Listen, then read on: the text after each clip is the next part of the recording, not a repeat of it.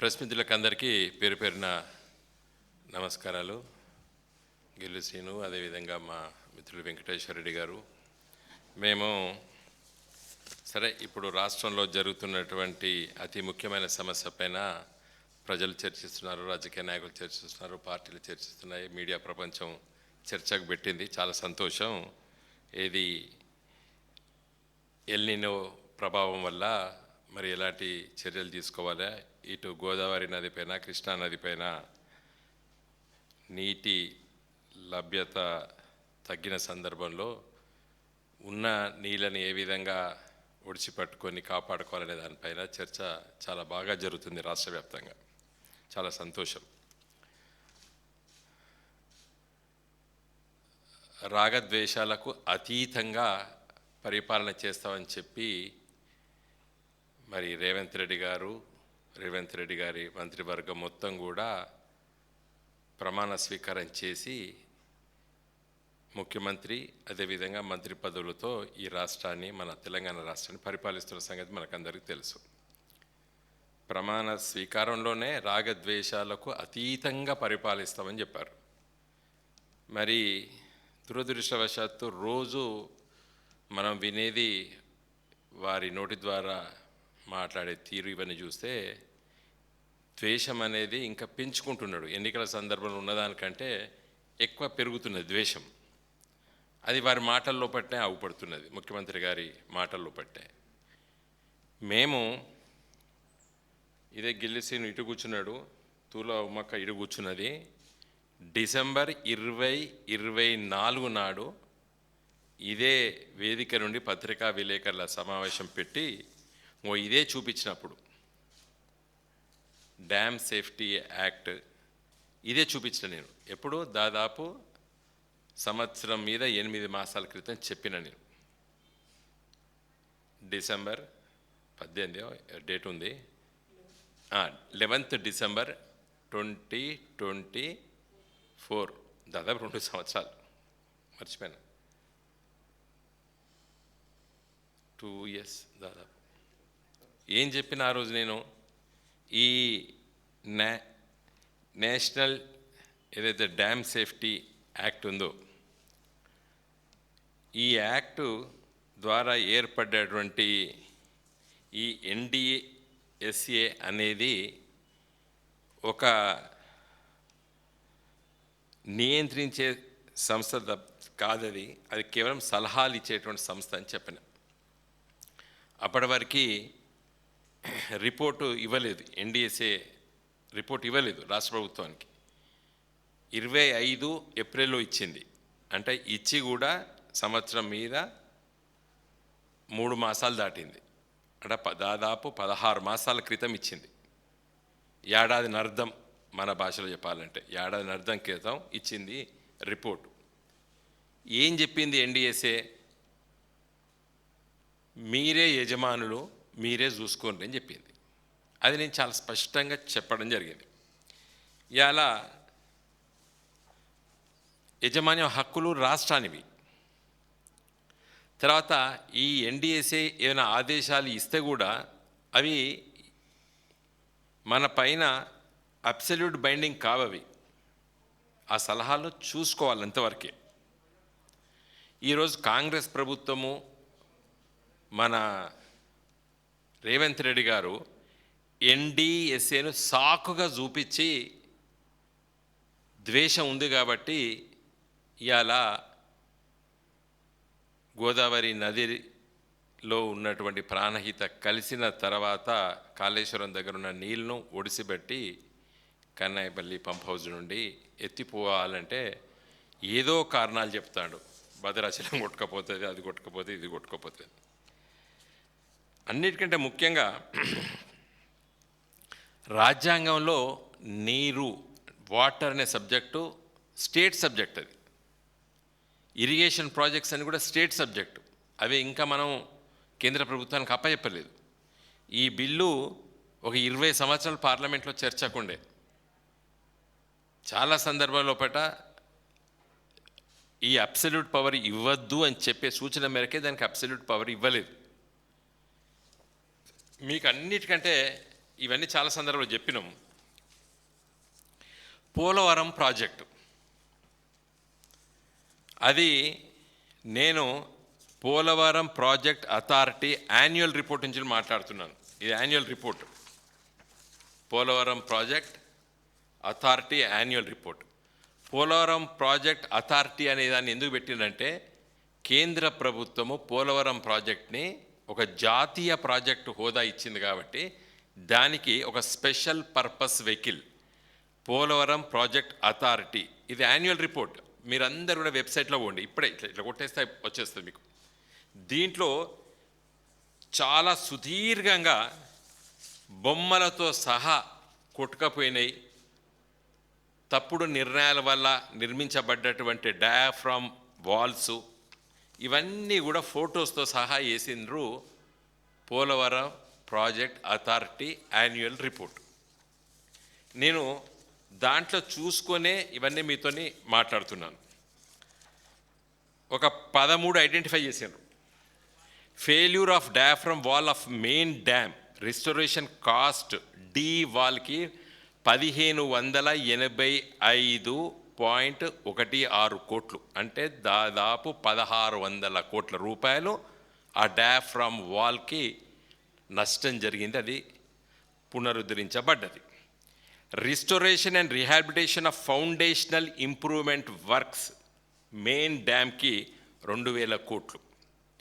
Revised stable and heavier sections of dam due to foundation failure 1000 కోట్లు. Scour filling and restoration of gap 1 dam 350 కోట్లు. Washout downstream coffer dam foundation cut off wall in 2019 and 2020 and overflow in 2022. దీనికి అన్నిటికీ కూడా ఆ D వాల్కి 500 కోట్లు. Functional failure of coffer dam D watering of సీపేజ్కు 1000 కోట్లు.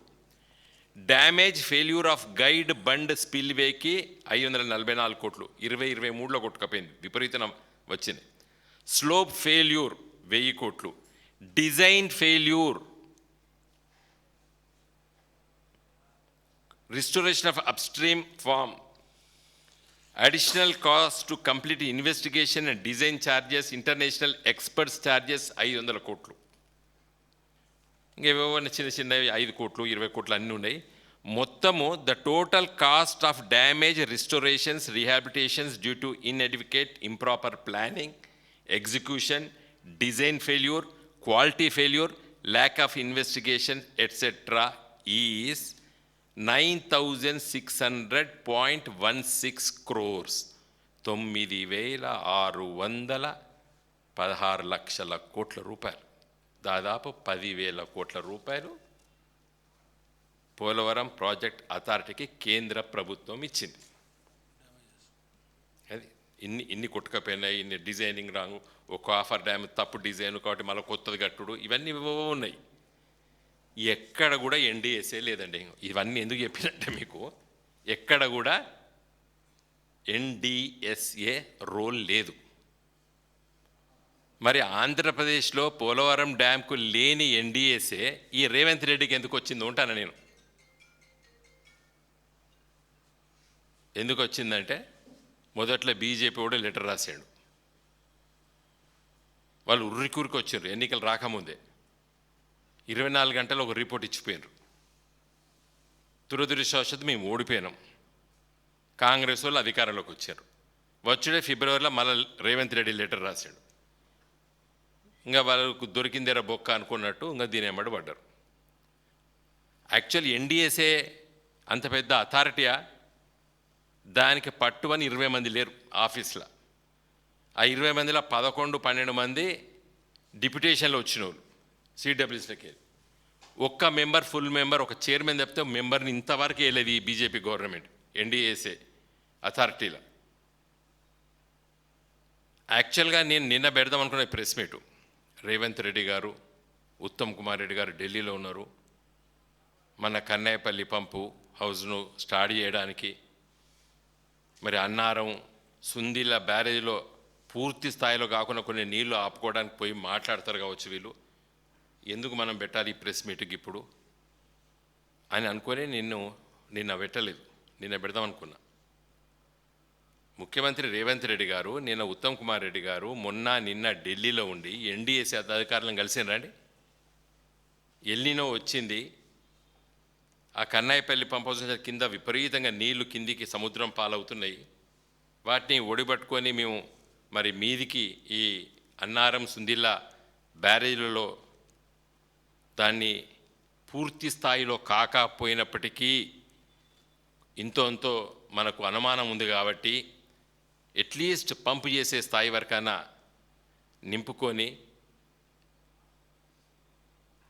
శ్రీబాద్ బ్యారేజ్ అంటే ఎల్లంపల్లి బ్యారేజ్లో నింపుకొని మిడ్మానేరు తీసుకొచ్చి అక్కడి నుంచి వెళ్ళి బాగా నీళ్ళు వస్తే నాట్లు వేయడానికి, లేకపోతే ఆఖరికి మంచినీళ్ళ కోసమే, వచ్చే ఎండాకాలంలో మంచినీళ్ళ కోసమే. హైదరాబాద్ నగరానికి కూడా మంచినీళ్ళు కావాలి.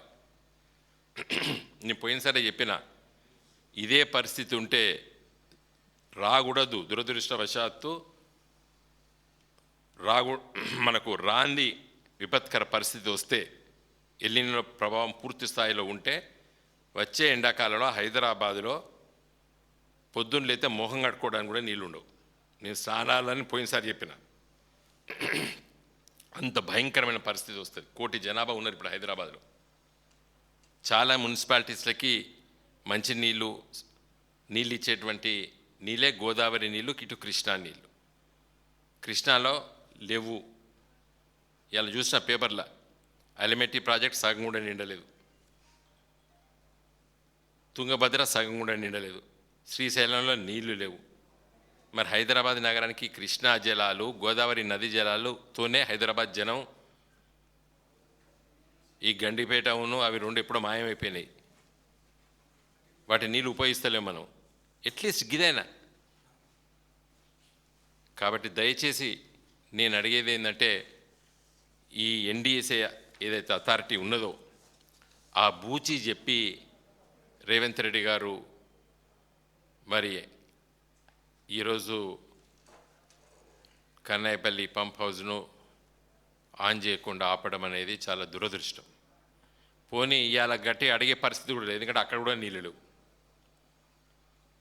ఇవాళ మొత్తం పోయినాయి. ఇవాళ ఈవెన్ కన్నాయిపల్లి పంపు దగ్గర కూడా కొన్ని ఉన్నాయి, ఒడిసి పట్టుకునేవన్నీ కూడా దొరుకుతలేవు. ఇప్పుడు ఎన్ని నీళ్ళు పోయినాయి, గన్ని నీళ్ళు పోయినాయి. మేము మొత్తుకున్న బట్టి 15 రోజుల నుంచి మొత్తుకుంటాను. ఇదే ప్రభావం ఉంటే నువ్వు ఆన్ చేసినా కూడా పంపులు పనిచేయవు. కాబట్టి దయచేసి ఏదైతే ప్రమాణ స్వీకారం చేసినరో రాగద్వేషాలకు అతీతంగా పరిపాలన చేస్తానని చెప్పి దయచేసి రేవంత్ రెడ్డి గారు, మీరు నిన్న ఢిల్లీలో ఒక మాట అన్నారు, దాని మీద నిలబడి ఉండ్రి. ఏమన్నారు? ఎన్నికలప్పుడే రాజకీయాలు మాట్లాడుకుందాం, మిగతా అప్పుడు అభివృద్ధి అన్నారు కదా. మేము తెలంగాణ ఉద్యమం కోసమే రాజకీయాలకు వచ్చిన వాళ్ళం. మేము I was a successful lawyer in Warangal.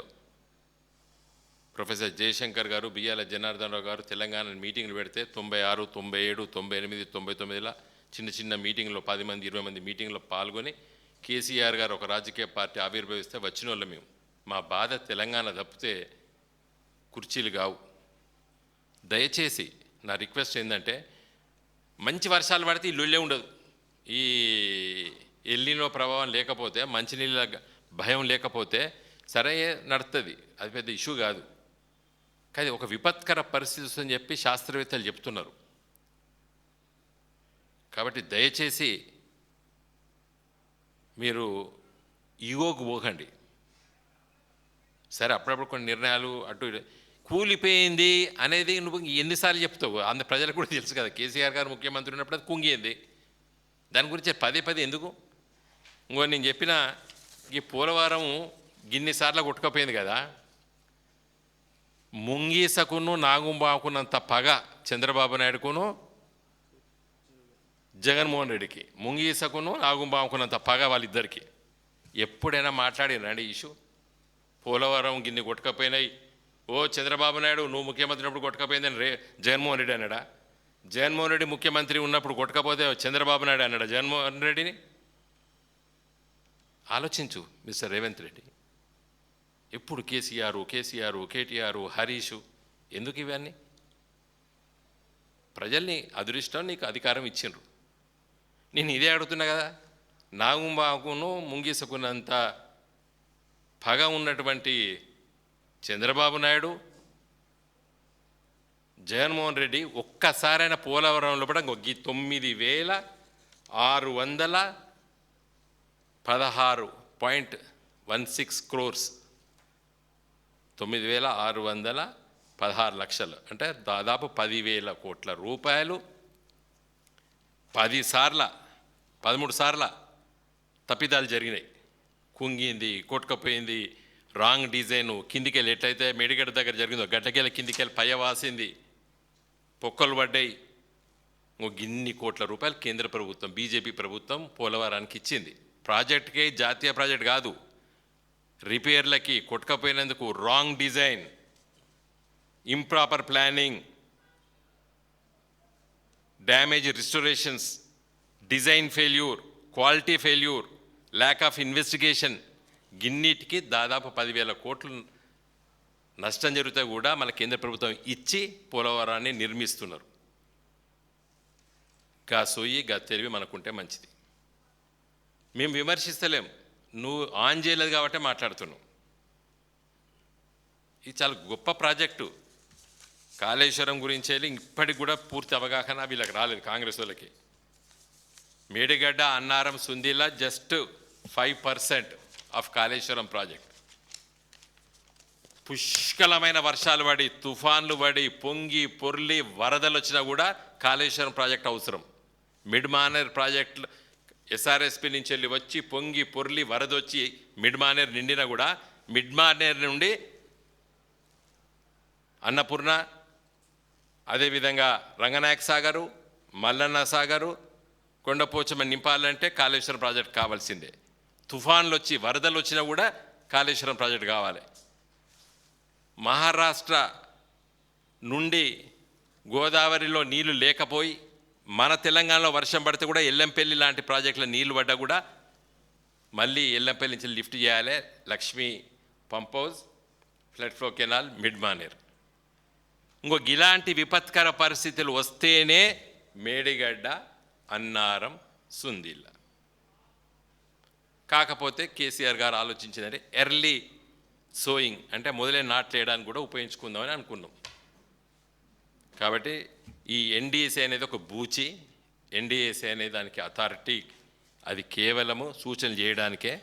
దయచేసి రేవంత్ రెడ్డి గారు ఆ బూచి చూపించి నీళ్లను ఒడవసి మంచినీటి కోసమైనా వచ్చే ఎండాకాలం 2027 ఎండాకాలం భయంకరంగా ఉంటుంది. ఎల్నినో నిజంగా దాపరిస్తే రాకూడదు. మంచి వర్షాలు పడాలని కోరుకుంటూ జై తెలంగాణ.